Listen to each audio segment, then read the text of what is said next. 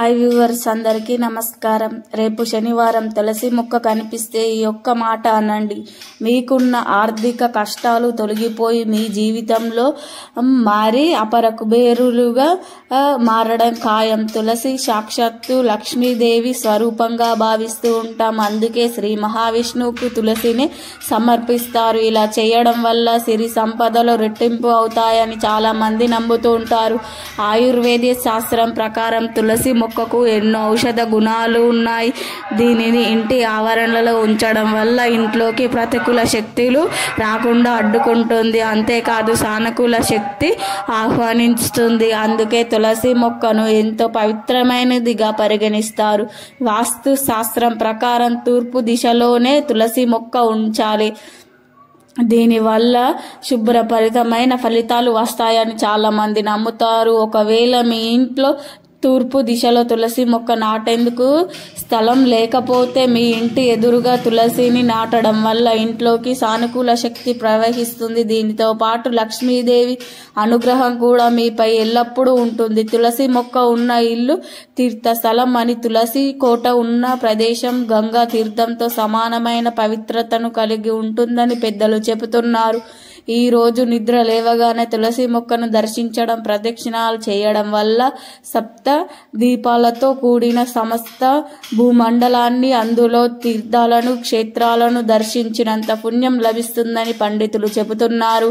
నీరు పోసి తాకి పెంచిన మోక్షం సిద్ధిస్తుందంటున్నారు. అందుకే తులసిని నీ దేవత వృక్షంగా భావిస్తారు. హిందువులు తులసి చెట్టు దగ్గరికి వెళ్ళి ఇప్పుడు మనం చెప్పుకోయే ఈ మంత్రాన్ని జపించి 11 సార్లు ప్రదక్షిణాలు చేస్తే వారికి ఉన్న ఆర్థిక సమస్యలు పోయి అప్పుల బాధలు కూడా తొలగిపోయి, మరి తులసి చెట్టు దగ్గర మనం చేయవలసిన ఆ పరిహారం ఏమిటో చూద్దాం. అంతకన్నా ముందు హనుమంతుడు 7.5 సంవత్సరాలు పట్టాల్సిన శనిదేవుడు క్షణాల్లో ఎందుకు పట్టలేకపోయాడు అని తెలిపే కథను విందాం. మనకు ఒకగానొక సమయంలో హనుమంతుడు కూడా శనికాలం దాపరించి, అది వానర వీరుల తో కూడిన రాముని కోసం సేతు నిర్మిస్తున్న సమయంలో శనీశ్వరుడు హనుమంతుడు కోసం రామేశ్వర సముద్ర తీరానికి వచ్చాడు. అక్కడ వానరులందరూ కలిసి సేతు నిర్మాణానికి పెద్ద పెద్ద రాతి బండలను తీసుకొని వచ్చి సముద్రంలో పడవేస్తూ ఉన్నారు. హనుమంతుడు పెద్ద బండలను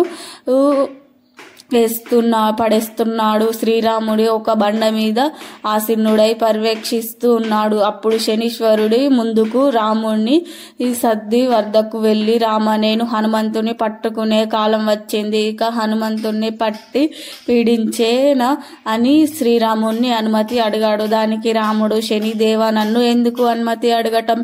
నీ విధి నువ్వు చెయ్యు అని అన్నాడు. ఇక దానితో శని హనుమంతుని వద్దకు వెళ్ళి, నేను నీ వద్ద 7.5 సంవత్సరాలు ఉండబోతున్నాను.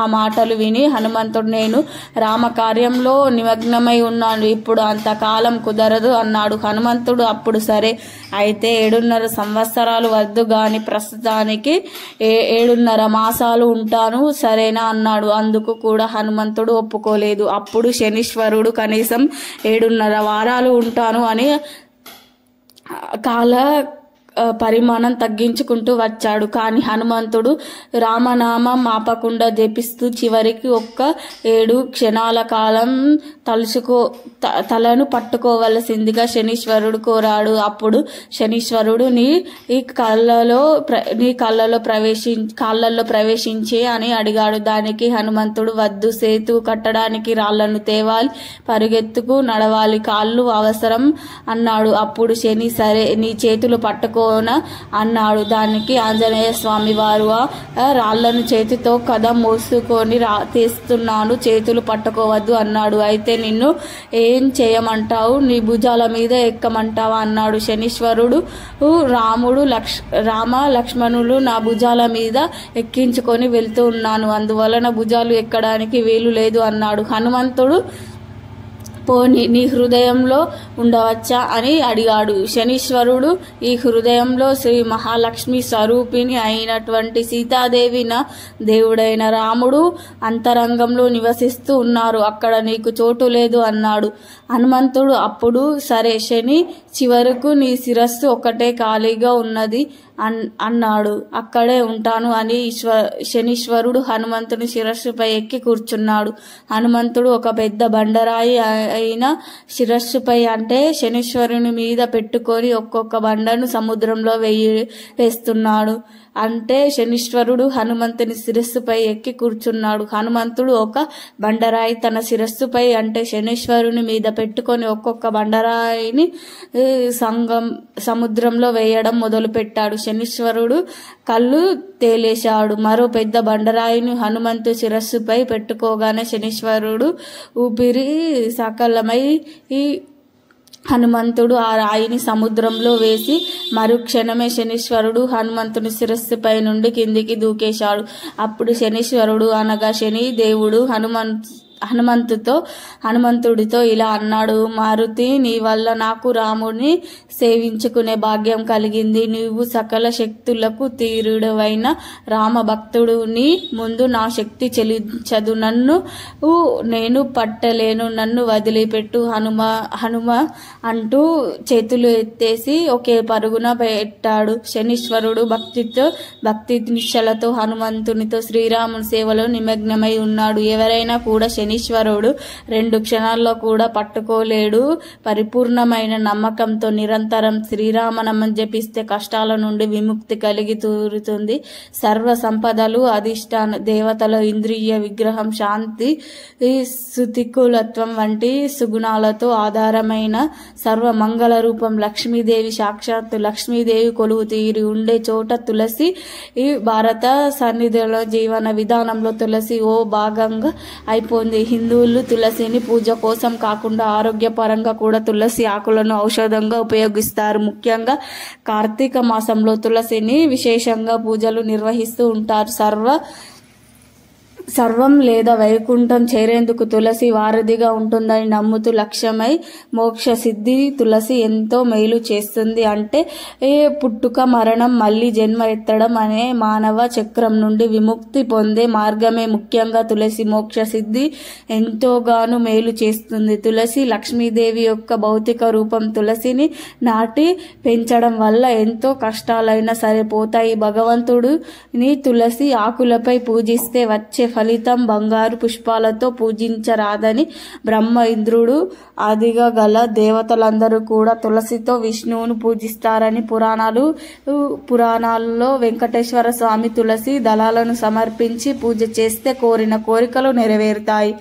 అలాగే శనివారం ఉదయం నిద్ర లేవగానే తులసి మొక్కను చూసి సర్వ పాపాలు కూడా తొలగిపోతాయని పురాణాల్లో చెబుతున్నారు. శనివారం రోజు ఇంట్లో ఉండే తులసి చెట్టు దగ్గరకు వెళ్లి ప్రదక్షిణాలు చేసి తులసి కోట ముందు దీపం పెట్టి సకల ఐశ్వర్యాలను మీకు తులసి చెట్టు కనబడితే ఓ మంత్రాన్ని జపించండి, చాలు కష్టాలన్నీ తీరిపోతాయి. మరి ఆ మంత్రం ఏమిటంటే ఎం మూల్ సర్వతి యుద్ధాన అను మధ్య సర్వ దేవత యమగ్న నమ వివాహం.